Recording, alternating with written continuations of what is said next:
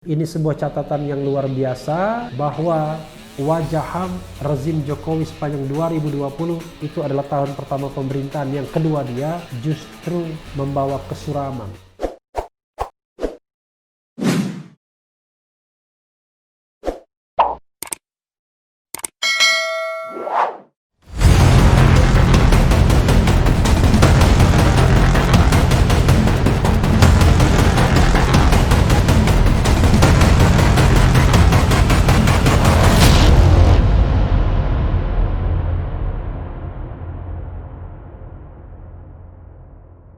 Assalamualaikum warahmatullahi wabarakatuh, Sobat RH sekalian.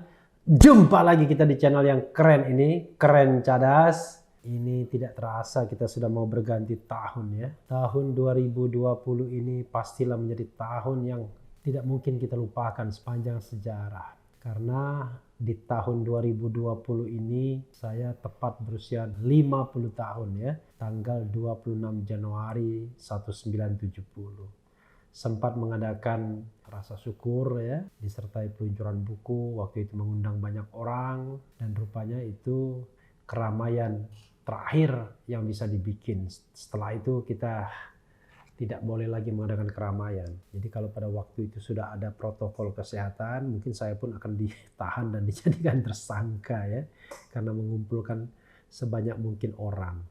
Tapi memang lucu juga, karena pada waktu itu yang hadir ya termasuk Menko Polhukam, Mahfud MD, Menteri Dalam Negeri, Tito Karnavian, ada mantan Ketua MK yang jadi anggota DPD Jimli Asyidiki, dan beberapa tokoh masyarakat lainnya. Ini ada catatan ya, Kaleidoskop 2020, sebagaimana dilansir CNN Indonesia, suram wajah HAM rezim Jokowi sepanjang 2020. Ya, saya juga merasakan hal yang sama ya, sepertinya justru makin suram. Kita bacakan ya. Jakarta, CNN Indonesia. Rekam jejak demokrasi dan kebebasan sipil sepanjang 2020 banyak diwarnai tindakan represif aparat terhadap masyarakat dan penggunaan Undang-Undang Nomor 19 Tahun 2019 tentang Informasi dan Transaksi Elektronik ITE. Oh iya juga ya, saya ingat ya, di awal tahun, tepatnya tanggal 1 Januari 2020, saya diundang TV One untuk ya memberikan komentar bagaimana refleksi 2019 dan harapan di 2020. Sudah datang ke studio TV One di Kuningan ya, bersama Babe Haikal pada waktu itu. Satunya lagi kalau tidak salah mantan Ketua Komnas HAM ya, Ifdal Kasim. Rupanya acaranya tidak jadi karena ada breaking news soal banjir. Dan memang datang ke sana sendiri harus berpirau melawan banjir, dan akhirnya sampai juga. Saya sengaja tidak bawa mobil sendiri, minta jemput kru TV One pada waktu itu ya, drivernya, dan akhirnya tidak jadi karena rupanya banjir. Jadi tahun 2020 pada waktu itu ditandai dengan banjir besar ya. Sepertinya sebuah tanda-tanda yang kurang bagus dan mungkin terjadi ya. Kita bacakan lagi ya, kita lanjutkan. Represivitas aparat utamanya kerap terjadi dalam gelombang aksi demonstrasi mahasiswa, buruh dan pelajar yang menolak pengesahan Undang-Undang Omnibus Law. Ini undang-undang yang kontroversial, banyak isu yang mengiringinya, termasuk isu tentang gelontoran dana yang besar ya. Sementara penangkapan atas dugaan ujaran kebencian atau pasal 28 Undang-Undang ITE beberapa kali terjadi terhadap kelompok oposisi pemerintah. Ini juga perlu digarisbawahi. Wakil Direktur Komisi untuk Orang Hilang dan Korban Tindak Kekerasan dalam kurung Kontras, Rifanli Anandar, menyebut 2020 bahkan lebih suram dari tahun sebelumnya. Saat ditanya mengenai hal positif soal kebebasan sipil sepanjang 2020 atau periode kedua pemerintahan Presiden Joko Widodo, Rifan bilang pemerintah hanya konsisten dalam kekeliruannya. Luar biasa ya. Positifnya dia terus konsisten di jalan yang tidak benar. Praktis jadinya tidak ada. Itu untuk isu demokrasi dan isu kebebasan sipil, kata Rifan lewat sambungan telepon kepada cnnindonesia.com Jumat 4.12 malam. Ini ada beberapa catatan. 16 Januari Jaksa Agung sebut tragedi Semanggi bukan pelanggaran HAM berat. Luar biasa ya. Catatan soal HAM dan kebebasan sipil yang mewarnai sepanjang 2020 dibuka dengan pernyataan Jaksa Agung Sanitiar Burhanuddin yang menyebut penembakan aktivis dalam tragedi Semanggi 1 dan 2 1998 bukan pelanggaran HAM berat. Pernyataan itu diungkapkan Burhanuddin berdasarkan hasil rapat paripurna DPR yang menyatakan dua kasus tersebut bukan merupakan pelanggaran HAM berat. Peristiwa Semanggi 1 dan Semanggi 2 telah ada hasil rapat paripurna DPR RI yang menyatakan bahwa peristiwa tersebut bukan merupakan pelanggaran HAM berat. Bukan merupakan pelanggaran HAM berat, kata Burhanuddin saat menggelar rapat dengan Komisi 3 DPR Jakarta Kamis 16 Januari. Belakangan pernyataan itu menuai kecaman terutama dari keluarga korban. Mereka kemudian melayangkan gugatan ke Pengadilan Tata Usaha Negara pada 12 Mei, meski Burhanuddin ngotot dengan pernyataannya. Pernyataan Jaksa Agung menyebabkan keluarga korban sebagai para penggugat mengalami kerugian langsung sebagaimana dikutip dari situs Amnesty International Indonesia AII. Proses persidangan berjalan hingga 6 bulan. Petun kemudian memutus Burhanuddin telah melawan hukum. Sebagai pihak tergugat, Burhanuddin juga diminta membuat pernyataan lagi dalam forum yang sama terkait kebenaran kedua kasus itu. Burhanuddin kemudian mengajukan banding pada 11 Mei. 5 April surat telegram penghinaan pejabat dan hoax. Sebulan usai pemerintah mengumumkan kasus pasien pertama COVID-19, Kapolri Jenderal Idam Aziz mengeluarkan surat telegram berupa penanganan Polri selama wabah pandemi COVID-19. Salah satu instruksi dalam surat tersebut, Idam memerintahkan jajarannya untuk tak segan menangkap pihak yang menyebarkan informasi palsu atau hoax terkait kebijakan pemerintah dalam menangani COVID-19. Instruksi itu tertuang dalam surat telegram nomor ST 1100-4 Romawi _Hub.7.1.2020 pertanggal 4 April 2020 serta penghinaan terhadap penguasa, presiden, dan pejabat pemerintah. Demikian salah satu instruksi dalam surat tersebut. Buntutnya, kurang dari seminggu usai surat itu diterbitkan, polisi menetapkan 81 orang tersangka dengan dugaan penyebaran berita bohong atau hoax terkait penanganan virus corona COVID-19. Surat telegram tersebut banyak menuai kecaman, diantaranya dari Presiden ke-6 RI Susilo Bambang Yudhoyono. Dia meminta agar Polri mengevaluasi penerbitan surat itu. Saya perhatikan beberapa hari terakhir ini justru ada situasi yang tak sepatutnya terjadi. Apa itu? Kembali terjadi ketegangan antara elemen masyarakat dengan para pejabat pemerintah, bahkan disertai dengan ancaman untuk mempolisikan warga kita yang salah bicara, khususnya yang dianggap melakukan penghinaan kepada presiden dan para pejabat negara, ujar SB dalam tulisan artikelnya yang diunggah ke akun Facebook Rabu 8 April siang. Untungnya yang nulis SB. Kita sambil minum ya. Kalau yang nulis orang lain barangkali sudah kena juga ya. Sementara itu Kepala Biro Penerangan Masyarakat Karopenmas Mabes Polri Brigjen Argo Yuwono kala itu menyebut penegakan hukum terhadap kasus penghinaan terhadap penguasa selama masa pandemi corona ditujukan sebagai acuan bagi penyidik dalam melaksanakan tugasnya. Menurutnya penerapan pasal tersebut nantinya dapat dikaji ulang tergantung dengan unsur pidana dari kasus tersebut. Itu kan acuan saja untuk anggota Reskrim, Reserse Kriminal, kata Argo saat dihubungi CNN Indonesia.com Rabu 8 April. 10 Oktober 5.918 masa aksi tolak Omnibus Law ditangkap.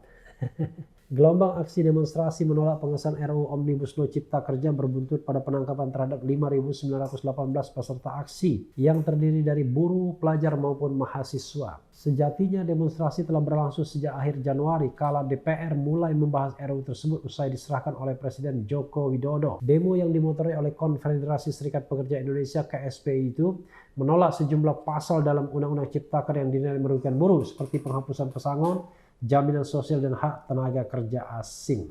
Dalam aksi berujung anarkis, Polri menangkap 5.918 orang, kata Argo Yuwono dalam keterangannya Sabtu 10 Oktober.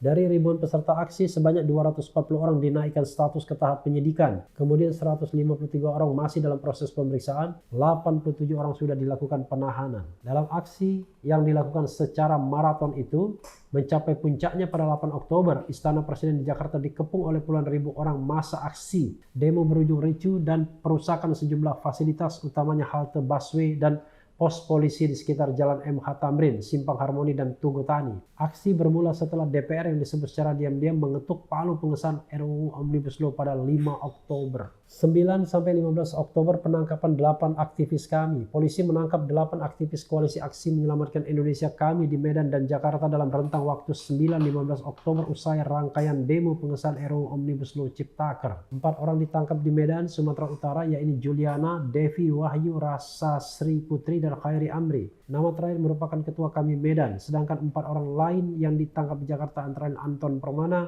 Syahganda Nainggolan, Jumhur Hidayat, dan Kingkin Anida. Ya, terakhir ini adalah nama Kingkin Anida adalah Ustazah ya. Anton, Syahganda, dan Jumhur merupakan petinggi kami. Anton adalah deklarator, sementara Syahganda dan Jumhur merupakan komite eksekutif kami. Polri menetapkan 3 anggota komite eksekutif koalisi kami sebagai tersangka. Hingga beberapa hari usai penangkapan, polisi belum merinci kasus yang menjerat 8 orang tersebut.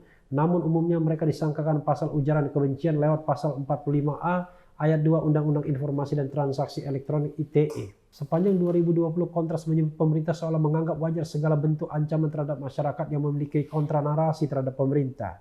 Di sisi lain, kata dia, pemerintah tidak pernah memiliki parameter yang jelas dalam menindak kritik-kritik tersebut. Dari semua peristiwa itu tidak ada evaluasi dari negara untuk mengoreksi apa yang telah dilakukan, katanya. Nah, ini ada ininya ya, ada infografisnya. Habis kritik diterancam penjara ya. Padahal di sini katakan kritik bukan tindak pidana. Konstitusi menjamin kebebasan berpendapat, namun pengkritik bisa dipidana karena dianggap melakukan ujaran kebencian, bahkan penghinaan. Ketahui hak, kewajiban, dan batasan agar kritik tak berakhir di penjara. Definisi. Kritik, kecaman atau tanggapan kadang disertai uraian dan pertimbangan baik buruk terhadap suatu hasil karya, pendapat, dan sebagainya. Hak, mengeluarkan pendapat secara bebas, memperoleh perlindungan hukum. Batasan, kritik disampaikan untuk memperbaiki, bukan didasarkan kebencian. Gunakan pilihan kata yang tidak menghina atau menyerang kehormatan dan nama baik seseorang. Kewajiban, menghormati hak dan kebebasan orang lain, menghormati aturan moral yang diakui umum, menaati hukum dan peraturan perundang-undangan. Jerat pidana Undang-Undang Nomor 1 Tahun 1946 atau Kitab Undang-Undang Hukum Pidana KUHP. Undang-Undang Informasi dan Transaksi Elektronik ITE, Undang-Undang Nomor 40 Tahun 2008 tentang penghapusan diskriminasi ras dan etnis, Surat Edaran Kapolri Nomor SE 6/10/2015 Tahun 2015 tentang penanganan ujaran kebencian hate speech. Penangkapan dilakukan kepada seorang yang diduga melakukan tindak pidana didasarkan minimal 2 dari 4 alat bukti, keterangan saksi, keterangan ahli, surat petunjuk, atau keterangan terdakwa. Polisi wajib memperlihatkan surat tugas dan surat perintah penangkapan. Polisi memberikan tembusan surat perintah penangkapan kepada keluarga orang yang ditangkap. Jika seorang tertangkap tangan melakukan tindak pidana, penangkapan bisa dilakukan tanpa surat perintah. Tersangka dapat mengajukan penangguhan penahanan dengan jaminan uang atau orang. Penangkapan hanya dilakukan 1 hari.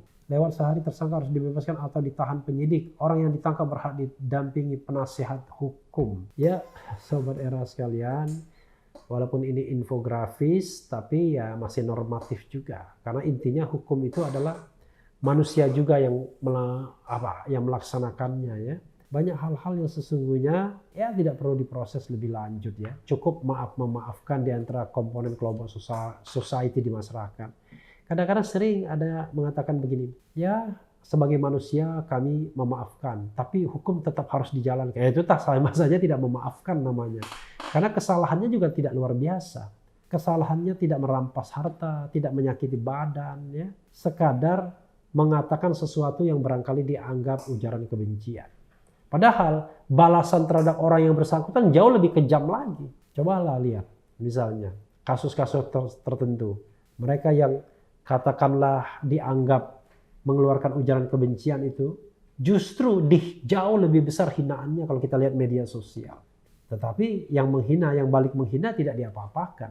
Nah, selain barangkali tidak dilaporkan, kalaupun dilaporkan ya juga tidak diproses karena dianggap bahwa tidak boleh melaporkan kasus yang sama. Ya, yang terjadi adalah ada satu pihak boleh menghina sehina-hinanya, di satu pihak terpeleset sedikit saja kemudian diproses. Jadi sobat era sekalian, ini sebuah catatan yang luar biasa bahwa wajah rezim Jokowi sepanjang 2020 itu adalah tahun pertama pemerintahan. Yang kedua, dia justru membawa kesuraman, justru suram. Kita tidak tahu bagaimana 4 tahun sisa akhir masa pemerintahan Jokowi, apakah akan terang dalam hal penegakan hukum dan HAM-nya, ataukah justru sebaliknya tambah kelabu dan kita nanti terjebak pada era seperti Orde Lama dan Orde Baru, di mana orang tidak bisa berbicara lagi, ya, tidak ada kebebasan berserikat dan berkumpul, mengeluarkan pendapat baik secara lisan dan tulisan. Yang membedakan barangkali represinya, kalau dulu hanya dari negara, kalau sekarang represinya dari negara dan dari kelompok society yang merasa merasa dekat dengan negara atau digunakan negara. Padahal saya mengatakan negara tidak boleh menggunakan satu kelompok masyarakat untuk menghantam kelompok masyarakat lainnya. Atau negara tidak boleh membiarkan dirinya digunakan satu kelompok masyarakat untuk menghantam kelompok masyarakat lainnya.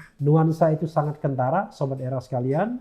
Ya, ada satu kelompok masyarakat yang merasa dekat dengan penguasa, dengan penegak hukum, setiap hari mengadukan hal-hal yang terjadi atau yang merupakan statement atau yang merupakan sikap dari mereka yang so-called oposisi terhadap pemerintahan. Sementara ini terus dibidik menjadi korban. Sobat Era sekalian, harusnya yang kita bidik adalah pelanggaran-pelanggaran hukum yang nyata. Seperti korupsi, berkali-kali saya katakan, seperti perampokan, seperti pembunuhan, ya, bukan kasus-kasus ITE atau kasus-kasus perbedaan pendapat yang kemudian dimaknai sebagai ujaran kebencian, penghasutan dan lain sebagainya yang sifatnya sangat subjektif dan sebenarnya tidak juga mengganggu yang namanya social order, ketertiban masyarakat. Bahkan kadang-kadang cuma 1-2 orang saja yang merasa berkeberatan dan itu kemudian di-entertain. Harusnya penegak hukum tanya, apa kerugian yang Anda alami?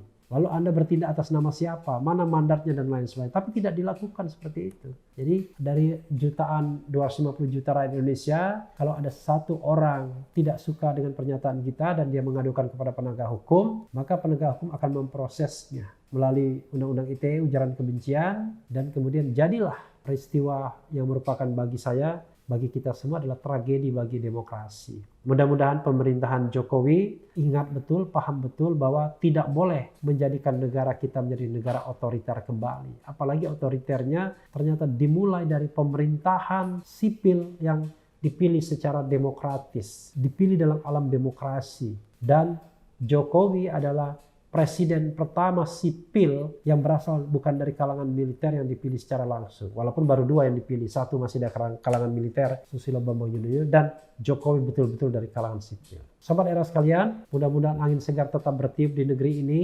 Jangan angin panas terus atau angin kesumpekan, ya. Dan ruang kebebasan atau udara kebebasan tetap terjaga, bahkan bisa luas dan makin menyegarkan. Yang penting tetap di channel ini, karena di channel ini Anda akan dirayu, ditipu, dibaperin, dicecar, diuber pula di jalur khusus.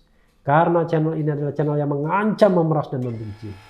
Jangan lupa subscribe, like, comment, and share. Cheers.